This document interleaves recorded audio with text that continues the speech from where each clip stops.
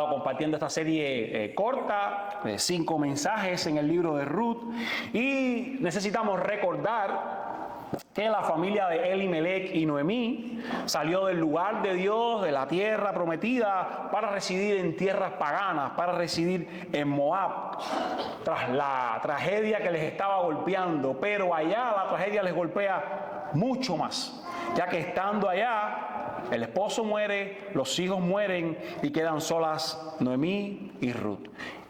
Nosotros también estuvimos viendo cómo Noemí entonces puso regreso a Belén junto con Ruth, y sin duda este regreso estaba haciendo mucho más que un regreso simplemente a una tierra, simplemente a un lugar. Ella estaba regresando al Señor mismo. Y en este momento estamos hoy en el cual vamos a leer capítulo 2, los versos del 1 hasta el 23. Capítulo 2, vamos a leer todo el capítulo de Ruth, capítulo 2. Estoy leyendo en la Nueva Biblia de las Américas y dice de esta manera: Noemí tenía un pariente de su marido, un hombre de mucha riqueza de la familia de Elimelech, el cual se llamaba Booz. Y Ruth la moabita dijo a Noemí: te ruego que me dejes ir al campo a recoger espigas en pos de aquel a cuyos ojos halle gracia. Ella le respondió: ve, hija mía. Partió pues y espigó en el campo en pos de los segadores, y fue a la parte del campo que pertenecía a Booz, que era de la familia de Elimelech. En ese momento vino Booz de Belén y dijo a los segadores: el Señor sea con ustedes, que el Señor te bendiga. Respondieron ellos. Entonces Booz dijo a su siervo que estaba a cargo de los segadores: ¿de quién es esta joven? Y el siervo a cargo de los segadores respondió: es la joven moabita que volvió con Noemí de la tierra de Moab. Y ella me dijo: te ruego que me dejes espigar y recoger tras los segadores entre las gavillas. Y vino y ha permanecido desde la mañana hasta ahora. Solo se ha sentado en la casa por un momento. Entonces Booz dijo a Ruth: oye, hija, tampoco pases de aquí, sino quédate con mis criadas. Fíjate en el campo donde ellas ciegan y síguelas, pues he ordenado a los siervos que no te molesten. Cuando tengas sed, ve a las vasijas y bebe del agua que sacan los siervos. Ella bajó su rostro, se postró en tierra y le dijo: ¿por qué he hallado gracia ante sus ojos para que se fije en mí, siendo yo extranjera? Vos le respondió: todo lo que has hecho por tu suegra después de la muerte de tu esposo me ha sido informado en detalle. Y como dejaste a tu padre y a tu madre y tu tierra natal y viniste a un pueblo que antes no conocías. Que el Señor recompense tu obra y que tu pago sea completo de parte del Señor Dios de Israel, bajo cuyas alas has venido a refugiarte. Entonces ella dijo: Señor mío, he hallado gracia ante sus ojos, porque me ha consolado y en verdad ha hablado con bondad a su sierva, aunque yo no soy ni como una de sus criadas. A la hora de comer, Booz le dijo a Ruth: ven acá para que comas del pan y mojes tu pedazo de pan en el vinagre. Así pues ella se sentó junto a los segadores, Booz le sirvió grano tostado y ella comió hasta saciarse y aún le sobró. Cuando ella se levantó para espigar, Booz ordenó a sus siervos y le dijo: déjenla espigar aún entre las gavillas y no la avergüencen. También sacarán a propósito para ella un poco de grano de los manojos y lo dejarán para que ella los recoja. No la reprendan. Ruth espigó en el campo hasta el anochecer y desgranó lo que había espigado, y fue como 22 litros de cebada. Ella lo tomó y fue a la ciudad, y su suegra vio lo que había recogido. Ruth sacó también lo que le había sobrado después de haberse saciado y se lo dio a Noemí. Entonces su suegra le dijo: ¿dónde espigaste? ¿Y dónde trabajaste hoy? Bendito sea aquel que se fijó en ti. Y ella informó a su suegra con quien había trabajado y dijo: el hombre con quien trabajé hoy se llama Booz. Noemí dijo a su nuera: sea bendito del Señor, porque no ha rehusado su bondad, ni a los vivos, ni a los muertos. Le dijo también Noemí, el hombre es nuestro pariente, es uno de nuestros parientes más cercanos. Entonces Rut la moabita dijo, además, él me dijo, debes estar cerca de mis siervos hasta que hayan terminado toda mi cosecha. Noemí dijo a Rut, su nuera, es bueno, hija, que salgas con sus criadas, no sea que en otro campo te maltraten. Y Rut se quedó cerca de las criadas de Booz, espiando hasta que se acabó la cosecha de cebada y de trigo, y ella vivía con su suegra. Si puedo resumir estos 23 versículos a manera de enseñanza para ti, te diría lo que saldrá en pantalla. La providencia de Dios nos trae bajo el refugio de sus alas, donde encontramos bondad y gracias infinitas. Esa providencia de Dios nos trae hasta allí. Esa providencia de Dios se encarga de hacerlo. ¿Cómo llego a formular esta idea? Bueno, hemos visto en este capítulo que Rut ha hallado gracia y bondad, una gracia y una bondad poco vista, inusual de parte de este Booz, y ha podido venir a refugiarse a las alas del Dios de Israel. Pero si nosotros lo miramos a la luz de todo el contexto, el más grande, veremos que no es una casualidad. Dios ha estado obrando, Dios la ha estado trayendo hasta aquí. Es Dios en su providencia quien ha estado haciendo esto. Él ha estado conduciendo los hilos de toda esta historia porque Él tiene un propósito. El propósito literal en este momento es que Cristo, como hemos hablado en los momentos anteriores, iba a venir por la descendencia de ella, de Booz, de Obed, de David. Y con eso cumplirse su plan redentor de salvar a personas de todo tribu, pueblo y nación. Pero ahora, su providencia a nosotros aún hoy nos sigue trayendo bajo el refugio de sus alas, donde encontramos esta bondad, donde encontramos esta gracia infinita. ¿Y cómo Dios hace eso aún en nuestros días? ¿Cómo Dios hace eso a la luz de este texto? Número 1, propiciando encuentros divinamente orquestados. El texto nos comienza diciendo en el verso 1, si usted lo mira allí, que Noemí tenía un pariente de su marido, el cual se llamaba Booz. Es interesante que así comienza. Y Rut, que quiere ir al campo a recoger espigas. Luego en el verso 3 se vuelve a repetir enfáticamente que en el campo a donde Rut va es el campo de Booz, este pariente. El escritor bíblico está dándonos pistas de este encuentro que va a ocurrir desde que comienza el capítulo. Él comienza a entretejer la historia. Hay un pariente, ella llegó a este lugar y después finalmente ocurre el encuentro. Y vemos que Rut ha rogado a su suegra. Verso 2. Te ruego que me dejes ir al campo a recoger espigas. Te ruego ir en pos de los segadores, o sea, detrás de quienes están segando, para ver si alguno tiene gracia y me deja recoger después de ellos.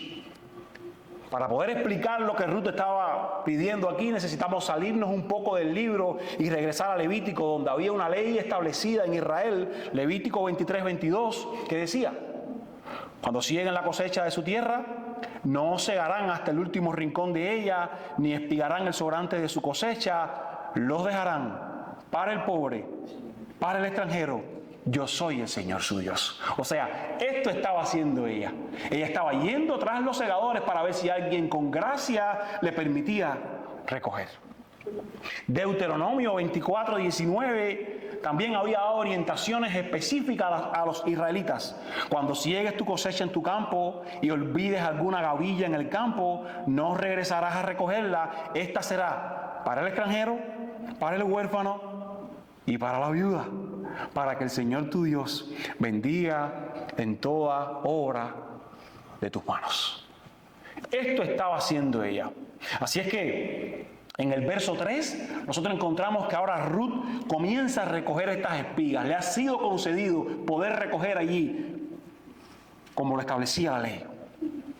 Y La intención del texto, tuve que leer también la Nueva Versión Internacional, que dice que de casualidad el campo en el que ella estaba pertenecía a vos, porque el autor bíblico está intentando con las palabras originales decir irónicamente, de casualidad ella llegó a este lugar. Para ella quizás era una casualidad que había llegado al campo de vos. Había llegado al campo del que podía ser su pariente redentor. Pero Dios estaba detrás de toda esta historia. Y es que ironías del autor bíblico hemos encontrado ya varias hasta este momento. Esta es otra de ellas. Él quiere mostrar la historia un poco desde el punto de vista de cómo los hombres lo veían. Esta mujer llegó aquí de casualidad. Pero desde arriba había alguien, ese Dios, que estaba dirigiendo, estaba controlando los hilos.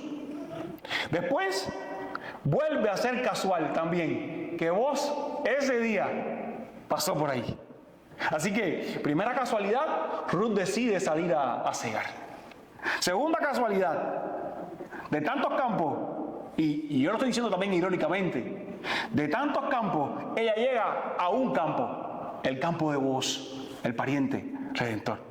Tercera casualidad, de tantos días en el que vos podía visitar sus campos, este es el día en el que él va al campo. E incluso en un campo tan grande recogiendo, se encuentran ellos dos. Y ocurre esto. Más que romántico, providencial. Más que romántico, puesto como un objetivo en la historia del plan redentor de Dios. No hay casualidad alguna. Es Dios quien está desde arriba moviendo hilos, empujando, haciendo cosas, porque Él va a hacer algo en medio de esta historia. Dios ha propiciado este encuentro, ha unido los hilos con un propósito. Dios lo sigue haciendo hoy. Hay gente que Dios ha traído a este lugar, a esta iglesia, con un propósito específico. Hay gente que Dios ha conectado con esta iglesia para servirle con un propósito específico. Hay gente que han sido dadas a tu vida, dadas a mi vida, con un propósito específico de Dios, ya sea que le equipes o que ellos te equipen a ti. No hay casualidad. Ahora bien, hay algunas cosas en estos primeros versos, específicamente hasta el 6-7 por allá, que podemos extraerla como aplicaciones a nuestras vidas, aparte de la enseñanza primaria que les acabo de compartir. Por ejemplo, usted mira allí la manera de conducirse vos.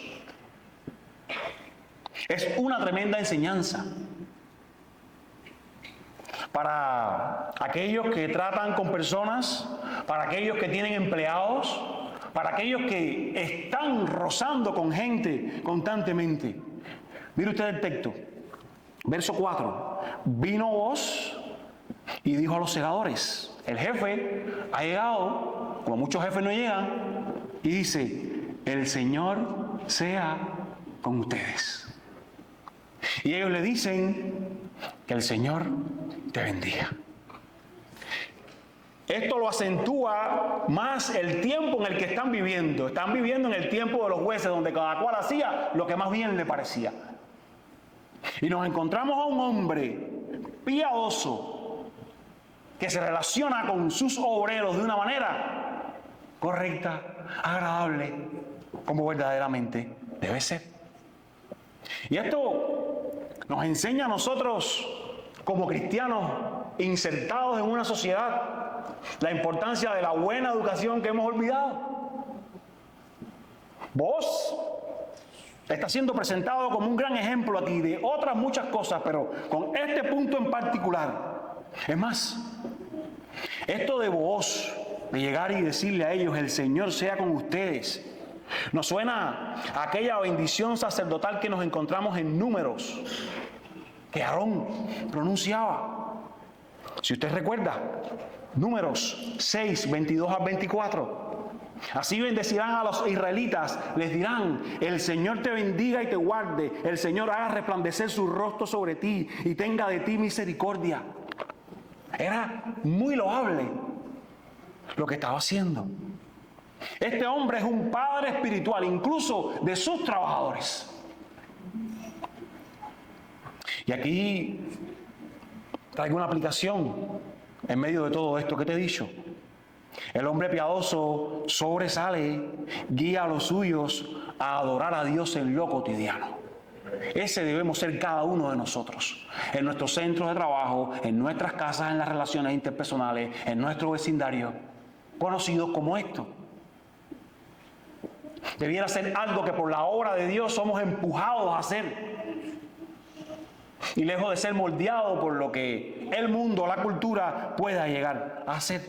En cada detalle, escuche, la adoración no se limita solo al domingo. No se limita solo a levantar las manos aquí, a cantar aquí.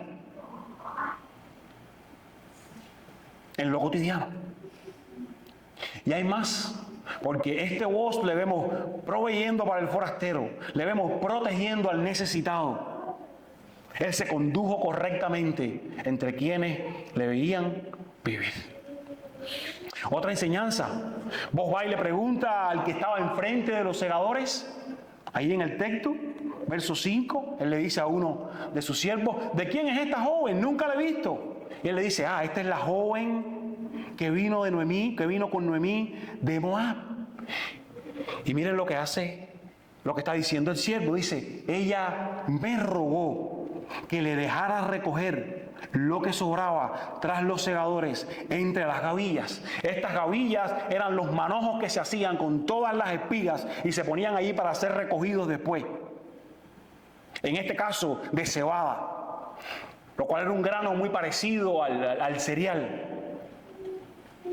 Y este siervo está diciendo, ella rogó venir tras nosotros para recoger estas cosas. Y el siervo del verso 7 está mostrando a Ruth como una mujer tan esforzada que él le dice, y ella ha estado trabajando desde la mañana hasta ahora, solo se sentó un momento para ir a la casa. Verso 7. Ella me rogó, ella pidió y ha estado trabajando desde la mañana hasta ahora. Y cuando yo veo esta cualidad en Ruth, también pienso en cómo aplicarlo a mi vida. Una vez más allá del punto central. Dios está proveyendo estos encuentros orquestados. Su providencia nos está trayendo a su gracia y su bondad. Pero esto es lo que hace su gracia y su bondad en nosotros. Así es como se ve. La laboriosidad y la iniciativa son virtudes encomiables, virtudes que se tienen que aplaudir, virtudes que son dignas de respeto. Por tanto, procúralas, procurémoslas. Ella es quien ha rogado por trabajar a su suegra Noemí, es Ruth. Es ella quien se ha esforzado. Es ella quien ha estado hasta el anochecer. Si leemos en el capítulo, en el verso 17 después, ella recogió espigas hasta el anochecer. Es ella quien con sus manos ha estado trabajando, ha estado haciendo. Y no fue poco lo que recogió.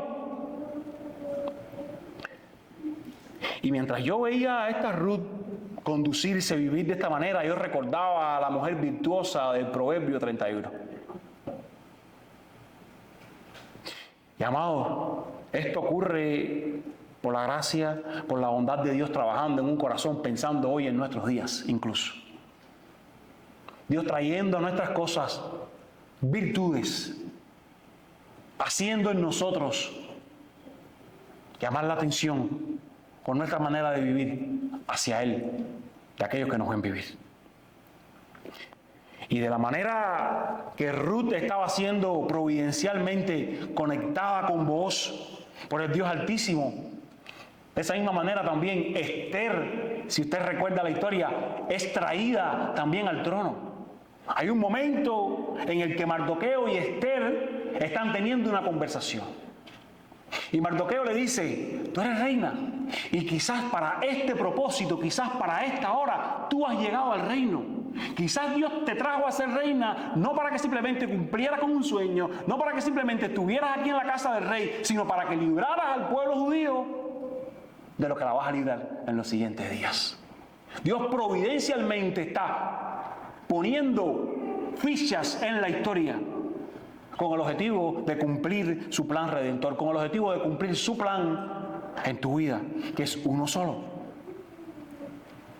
Así es que nosotros encontramos a Ruth, encontramos a Boaz, que están siendo llevados a un mismo punto, a un mismo lugar, por esa gracia de Dios. ¿Cómo más la providencia de Dios nos trae bajo su refugio?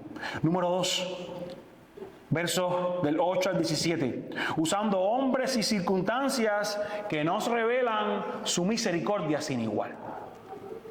Dios usa personas, Dios usa circunstancias y estas nos muestran su gracia, nos muestran su bondad, nos muestran su amor.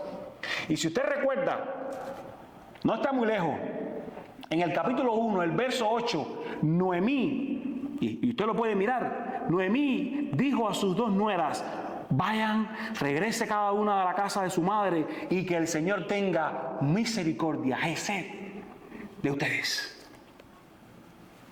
En hebreo. Y ahora misericordia está siendo otorgada para Ruth. La oración de Noemí, su deseo, su petición se estaba cumpliendo aquí. Y Dios usa a Boaz con una bondad inexplicable. Es mayúsculo el peso de la gracia, de la bondad de Dios en estos versos.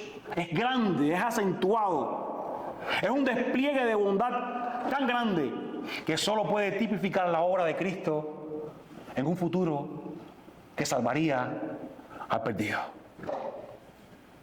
Así es que miren cómo estos versos del 8 al 13, sin saberlo ellos, porque estamos hablando de una historia que estaba ocurriendo, para ellos estaba siendo simplemente la historia de su problema, la historia del Redentor humano que cubriría este problema, pero a los ojos de la historia, a los ojos de todo el panorama bíblico, estaba mostrando la obra de Dios para con el perdido.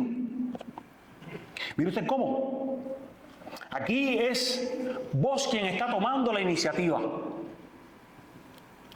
Es él quien se acerca, es la idea de Boaz, es el plan de Boaz. Y si usted recuerda 1 de Juan 4:19, escuchará las mismas palabras. Nosotros amamos a Dios porque Él nos amó primero. Es Dios quien toma la iniciativa en acercarse al hombre. Es Boaz quien habla a Ruth, no Ruth a él. Boaz se acerca y le habla. Él viene y además él le dice: oye, hija, él fue quien habló primero. Ella no se hubiera atrevido a hablar. La gente le está diciendo: escuchen, ella es Ruth la moabita, pero él viene y le dice: hija mía.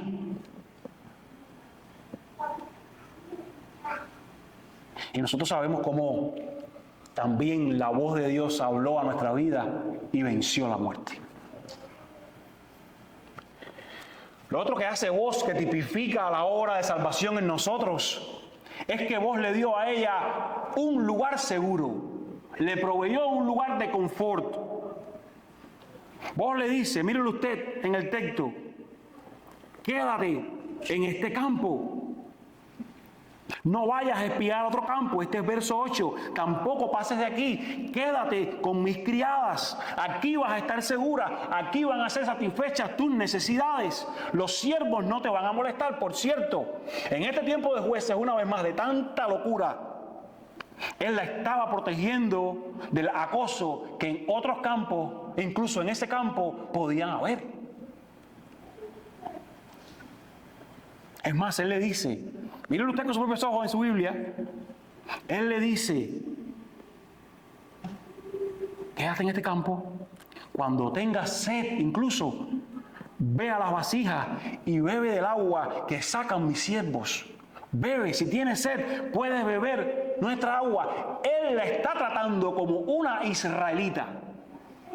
No la está tratando como una extranjera despreciable de Moab. ¿Cómo responde ella? Mire usted cómo responde ella. Verso 10. ¿Qué hizo ella? Ella bajó su rostro. Ella se postró en tierra y ella le dijo: ¿por qué he hallado gracia en sus ojos para que se fije en mí, siendo yo extranjera? ¡Cuánta humillación! Ella reconoce su indignidad. Ella dice, yo no merezco esto. Yo soy una extraña para ti y tú me has hecho cercana. Tú me has dado un lugar seguro. Y estamos leyendo una historia, una vez más, de cosas que pasaron literalmente. No podemos olvidar esto. Esto ocurrió. Pero yo no sé si usted puede aquí ver la pintura tan gloriosa del Evangelio. ¿Cómo es esto lo que Dios ha hecho con nosotros cuando ha producido en nuestro corazón esta misma humillación? Yo no merezco. Yo soy un extraño, yo estaba alejado y tú me has traído. Y tú me has permitido estar. Y tú me has transferido a tu reino. Así es que lo siguiente que ocurre es que ahora en el verso 11, Booz anima a Ruth, la alaba por la lealtad con la que ella ha estado viviendo hacia con su suegra. Le dice que él sabe, que él ha escuchado de ella, él sabe todo lo que ha hecho por su suegra, que sabe incluso cómo ella dejó su pueblo, dejó sus dioses para venir a un pueblo que no conocía. Y esto nos recuerda también a Génesis 12, a Abraham, quien dejó su tierra, quien dejó su parentela para ir a la tierra que Dios le mostró. Así es que vos le dice más en este verso. Vos le dice que reciba ella una recompensa completa, que Dios le dé la plenitud por estar viviendo de esta manera y la paz que ella, tras el vacío de su viudez, no ha tenido. Que reciba esto de Dios. Vos, en otras palabras, le está diciendo, hiciste bien en no regresarte a tus dioses. Has hecho lo mejor al refugiarte bajo las alas del Todopoderoso. Es lo mejor que puedes haber hecho. Y nosotros sabemos que Dios no tiene alas, pero se usaba esta imagen para hablar de su refugio, para hablar de cómo en Él hay cuidado, protección, salvación. Y esto vos le está diciendo. Quizás Noemí te dijo hace unos días, tras palabras, que allá con un marido en Moab tú tendrías seguridad, pero es bajo las alas del Poderoso donde tú logras tener seguridad.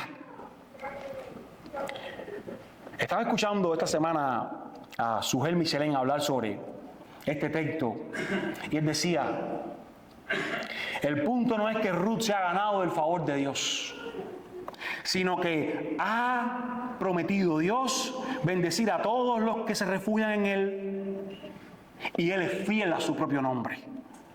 Dios ha prometido, ha comprometido su honor en hacerle bien a aquellos que se refugian bajo la sombra de sus alas. Dios ha prometido bendecir no a aquellos que deciden ganarse su favor haciendo cosas por Él, sino a aquellos que esperan confiados en lo que Dios en materia de salvación puede hacer por ellos. No quien hace, sino que quien confía en Él. Y esta es una ilustración con la que vos le estás reconociendo a ella incluso como parte del pacto del pueblo de Dios. Él no la está reconociendo como una extranjera. Y si usted recuerda el Salmo 91, vendrán a sus mentes estas mismas palabras. Salmo 91, versos del 1 al 4. El que habita al amparo del Altísimo morará a la sombra del Omnipotente. Diré yo al Señor, refugio mío y fortaleza mía, mi Dios en quien confío, porque Él te libra del lazo del cazador y de la pestilencia mortal. Con sus plumas te cubre y bajo sus alas hallas refugio. Escudo y baluarte es su fidelidad. Esto le está siendo dicho a Ruth. Esto te está siendo dicho a ti. Su misericordia te está trayendo bajo sus alas, donde hay gracia y bondad infinita. Hoy ahora, con todos estos halagos, es como para que uno se hinche y uno se crea la gran cosa. Uno se sienta amado, que es la otra manera en la que el Evangelio ha sido vendido. El hombre es el centro. Pero con todos estos halagos, Ruth vuelve a decir, y no hay otra manera de explicar esto. Verso 13. Después de que vos le dices esto, verso 13. Entonces ella dijo, mírenlo usted su mismo con su Biblia. Señor mío, he hallado gracia ante sus ojos porque me ha consolado y en verdad me ha hablado con bondad a su sierva, aunque yo no soy como una de sus criadas. En medio de tantas cosas, ella está diciendo, yo no tengo mérito alguno. Yo soy una extranjera y tu bondad, es solo tu bondad, es solo esa misericordia, esa gesed la que me permite estar aquí delante de ti. No hay nada más.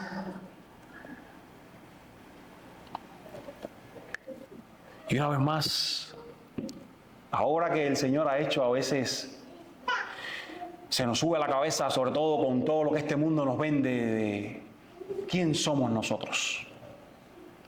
Pero cuando por fin nosotros comprendamos concienzudamente, en la mente se nos meta, entendamos quién somos, quién eres, Ruth, de dónde vienes. Cuando de verdad tú comprendas la repulsión que por tu pecado causas ante Dios si no es en Cristo, cuando de verdad tú comprendas esto, cuando de verdad comprendas cuánta gracia te ha sido otorgada, Dios, el Santo del Universo, ha enviado a su Hijo a morir por un pecador ajeno que Él detesta por su pecado. Cuando tú termines de comprender eso, cuando terminemos de comprender quién somos nosotros por el pecado, entonces podrás tratar a otros con la gracia con la que Él te ha tratado a ti. Entonces allí podrás comprender que no eres la última Coca-Cola del desierto como te has creído, que no lo soy, que no estoy en el centro yo del universo, que no estoy en el centro yo del mundo, que necesitas borrar toda esa basura que la psicología te ha metido en la cabeza y decir, yo no soy nada, yo no merezco nada, yo era un extranjero, ¿qué hago yo reclamando nada? Yo me debo a ti, tú me has salvado, yo vivo para ti. ¿A dónde voy? Oh Dios.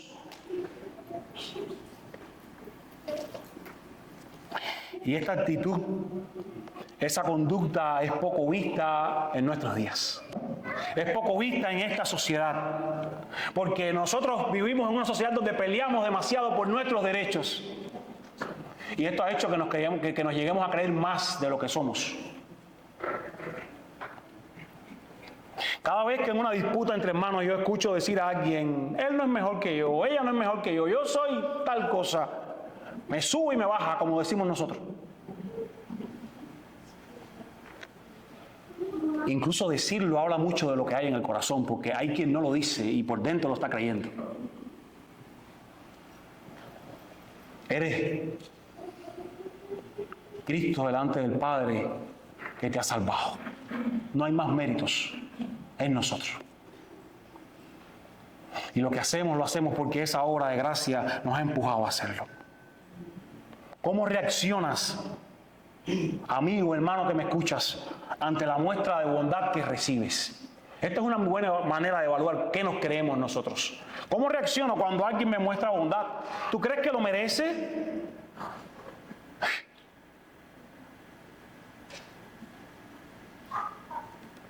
Hay quien no da ni las gracias.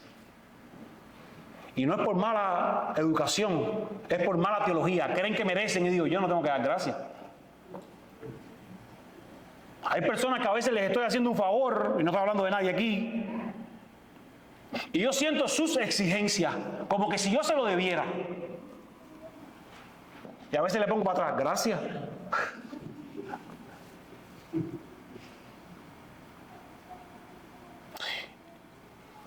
Esto lo comprendió Ruth, pero también lo comprendió Boaz. ¿Usted sabe de quién era hijo Boaz? Nada más y nada menos que Rahab, la ramera.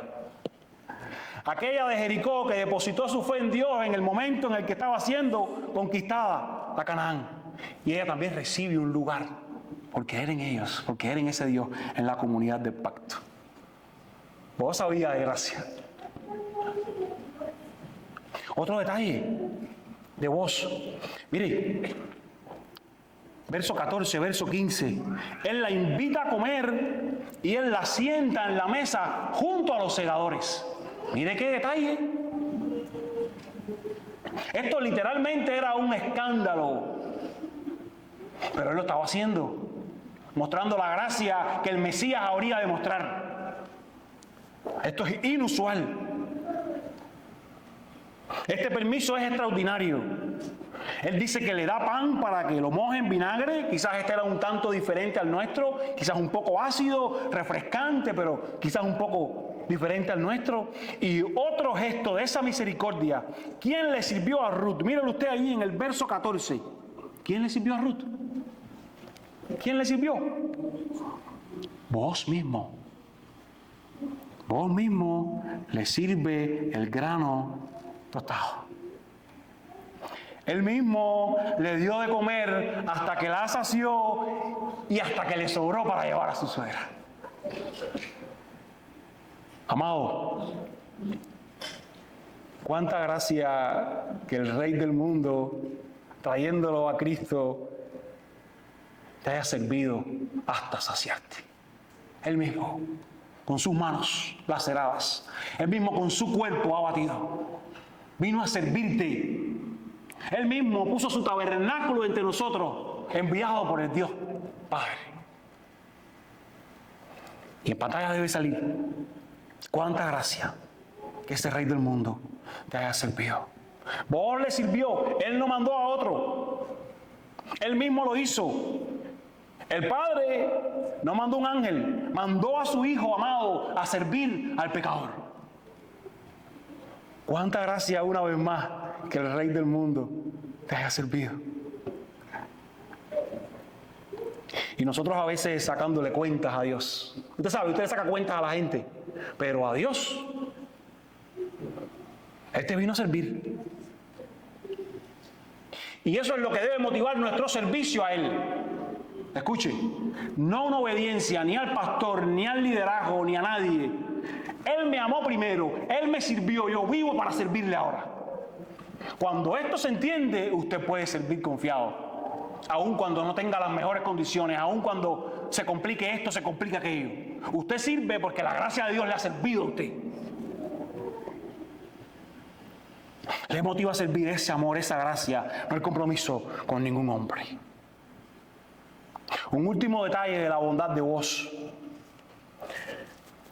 Verso 16, final del verso 15, él le dice, déjenla espigar aún entre las gavillas.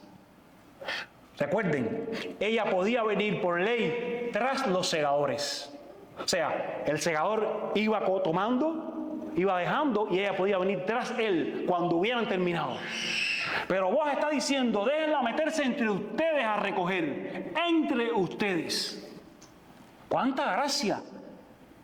Él dice más, dejen caer algunos granos a propósito para que ella no tenga que esforzarse tanto y ella pueda recoger. ¡Cuánta gracia! Más que tu fortaleza, más que como recogió. ¡Cuánta gracia! Así es que Ruth recogió hasta el anochecer, verso 17. Desgranó, separó la paja, la cañada, los tallos, y nos dice que fue un efa, 22 litros, dice Nueva Biblia de las Américas. Alguien ha hecho la conversión y cree que hayan sido entre 30 y 40 libras de cebada. Así es que se fue a su casa y aquí nos es introducida la última parte. ¿Cómo más Dios nos trae bajo el refugio de sus alas?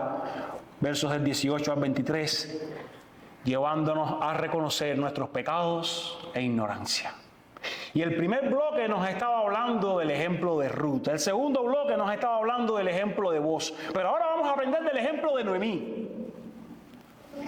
Porque Ruth regresa a casa, verso 18, lleva a Noemí lo que recogió y también lleva lo que sobró de su comida. ¿Usted lo vio en el texto? Dice, Ruth sacó también lo que le había sobrado después de haberse saciado y lo dio a Noemí. A ella le sobró de toda aquella comida que le dieron y trajo a su suegra. Y no lo voy a señalar, no lo voy a acentuar mucho, pero hay algo entre líneas aquí para aprender de cuando Dios te dé en abundancia, como debe botarse para compartir con otros. Está entre líneas. Y no tanto retener. Entonces, Noemí le pregunta, ¿dónde pillaste hoy? ¿Dónde trabajaste? Bendito el que se fijó en ti. Entonces ella le dice, hay un hombre con quien trabajo, él se llama Boaz. Y usted tiene que no pasar corriendo por este momento, usted tiene que pararse, detenerse allí cuando está leyendo. Imaginarse en silencio cómo Noemí pronunció estas palabras del verso 20, porque están conectadas con su amargura, están conectadas con la palabra incluso que ella les dijo a ella, yo no les puedo dar marido, ustedes no tienen un redentor. Y ella está diciendo, sea bendito el Señor. Y este Señor, quien es el sujeto de la oración, no ha rehusado su bondad para con los vivos y con los muertos. Es el Señor quien está hablando a Noemí, es el Señor quien no ha rehusado la bondad ni a los vivos ni a los muertos, mediante vos.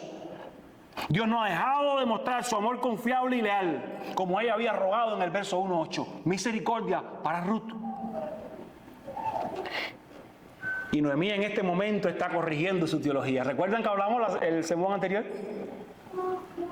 Ella dice, no me llamen más Noemí, que significa dulce, llámenme Mara, yo estoy amargada. Ahora está corrigiendo su teología. Y la fe de ella, su esperanza en el amor del Señor, está siendo revivida al ver la bondad de Boaz. La bondad de Boaz nos recuerda a nosotros el amor del Señor. Les recuerda a ella que el Señor le ama, que aunque ella lo había olvidado, había un pariente redentor. La semana que viene nos enteraremos que hay otro más.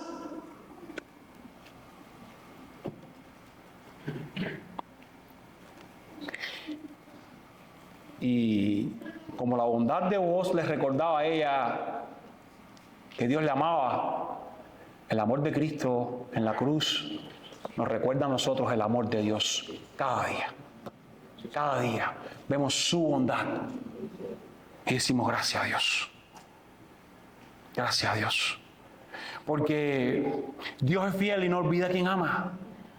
Porque aunque la amargura de Noemí le hubiera hecho sentir a kilómetros luz de él, ahora un rayo de esperanza se introducía ahí en el horizonte. Entonces ella le dice, ¿sabes qué? Ese hombre es nuestro pariente. Y repite enfáticamente, uno de nuestros parientes más cercanos, como diciendo, lo hemos encontrado. Dios lo ha traído. Su misericordia, su providencia lo ha hecho. Ahora comienzo a entender toda esta historia trágica, triste. Y seguiremos viendo a medida que el libro progresa, cuando terminan con este cántico y mencionan a Obed y mencionan a David, como estaba claro. El Redentor vendría de esta línea. Así es que se menciona aquí por primera vez la palabra Redentor en este libro de Ruth. Y por Redentor, usted recuerde, tenemos que ir primero, antes de pensar en Cristo, aquella ley que mencionamos en el primer sermón, de que había posibilidad de un nuevo matrimonio llamado levirato, Deuteronomio 25, 5 al 10, en la que un hermano o pariente cercano del difunto se casaba con la mujer, le permitía tener hijos y así se preservaba el nombre de la familia. Esto estaba entrando aquí en acción ahora. Ruth le dice, verso 21, que además ella puede quedarse allí hasta el final de la cosecha. A lo que su suegra le dice, quédate allí, es mejor que te maltraten en otro campo, que te acosen en otro campo. Y nos termina diciendo el texto que Ruth espigó hasta que se acabó la cosecha de cebada y de trigo, quizás como 2 o 3 meses. Y nos dice que vivía con su suegra. El escritor bíblico es intencional. Ruth, como prometió, amó a su suegra, vivía con ella, seguía allí con ella. Estaré contigo, tu Dios será mi Dios, tu pueblo será mi pueblo. Aquí estoy. Amado, a manera de aplicación, revive la esperanza en el Dios que te salvó. Abandona ese estado perenne, constante de amargura en el que a veces vives, aún siendo cristiano. Tenemos un Salvador. Tenemos un Redentor. Es como para vivir llenos de gozo, con tan solo pensar en eso, en medio de lo que no te salió bien, en medio de lo que te preocupa, en medio de lo que sea, que te cargue esa cabecita. Tengo un Redentor, aleluya. La esperanza ha sido renovada, llega al corazón de Noemí, hay un Redentor. Noemí reconoce la bondad de Dios que la amargura había empañado y ahora vuelve a repetirlo. Dios no ha rehusado su bondad, su misericordia. Tenemos un Salvador. Usted hoy puede decir lo mismo. Dios no me ha rehusado su bondad, tengo un Salvador. Y si no lo tiene, es hora de que te arrepientas y en fe le digas: Él salva mi corazón. Dios es el refugio eterno. Y quien se sentía vacía, ahora estaba llena. Quien se sentía amarga, ahora de nuevo es endulzada. Quien había quedado sin pariente, ahora había encontrado uno y muy cercano. Quien se sentía desamparada, ahora tiene a la vista un Redentor. ¿Cuánto más tú que puedes ver la pintura completa de la obra de redención? ¿Cuánto más? Estas son mis conclusiones. Dios es el refugio eterno. Amigo, hermano que me escuchas, Él lo es. Su providencia nos está trayendo bajo el refugio de sus alas, donde encontramos esa bondad y esa gracia infinita. No pierdas nunca eso de vista, seas cristiano o no lo seas. Su providencia, incluso en medio de esas pruebas que no entiende, está moldeando a Cristo. No pierdas de vista su bondad. Nosotros fallamos cuando divorciamos la soberanía de Dios de su bondad. Él es bueno, pero Él está llevando a cabo un plan en el cual el centro no eres tú. Porque a veces cuando te pasa algo, tú te quieres virar contra Él. ¿Por qué me pasó esto? Él tiene un plan y tú no eres el centro. Es Él quien es soberano. Y su bondad está trayendo gracia para ti, aún en medio de lo que no entiendes. Quizás cambiar el chip nos ayude a entender cómo su soberanía y su bondad van de la mano. Cómo Él ve lo que tú no ves. Cómo Él entiende lo que tú no entiendes. Cómo Él ve que la Noemí y la Ruth, que fueron afligidas en el capítulo 1, al final de esta historia, estarían en la línea directa del Redentor que vendría. Cómo Él ve que lo que sea que estés viviendo ahora y te preocupe tanto, porque te sientes en el centro, está obrando a Cristo en tu vida de una u otra manera. El boss de esta historia no puede ser demasiado levantado. Él fue un simple hombre que murió. Él le ofreció una bendición temporal. Él pasó a la historia. Pero su vida, puesta en las páginas bíblicas, apuntaba a una redención mayor y gloriosa. Es Cristo, como quizás saldrá ahí en pantalla en los siguientes segundos en las conclusiones. Es Cristo el mayor y mejor voz, sin duda alguna. Lleno de gracia, lleno de bondad. Él trae, Él redime, Él protege a quienes se refugian bajo sus alas en cualquier nación. Nuestro Redentor es infinitamente más bondadoso que aquel voz. Él es refugio eterno. Y la historia de Ruth es nuestra historia. Ella había sido capaz de dejar el refugio de su casa, el refugio de su parentela, por la obra de Dios que le había venido trayendo, la seguridad de un marido pagano, porque había encontrado refugio bajo las alas del Dios poderoso, un refugio infinitamente mejor. Amigo, hermano, ¿en qué tú te estás refugiando? ¿Cuál es tu refugio? ¿Cuál es tu confianza? ¿Cuál es tu seguridad? ¿Qué te está impidiendo venir bajo las sombras de ese refugio eterno? Una vez más, si tú estás aquí y nunca has venido por la fe a refugiarte bajo esas alas, yo te ruego que no te vayas de este lugar sin Cristo. Si tú no tienes esa seguridad hoy, yo te ruego que no te vayas de aquí sin decirle, salva mi corazón.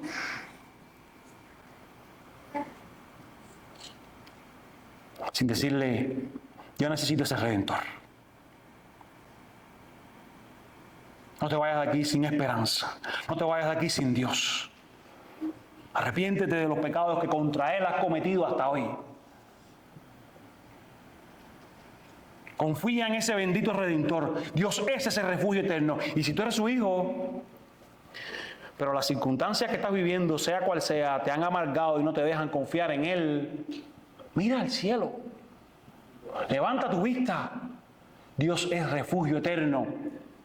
Por tanto, tu vida tiene que verse de otra manera.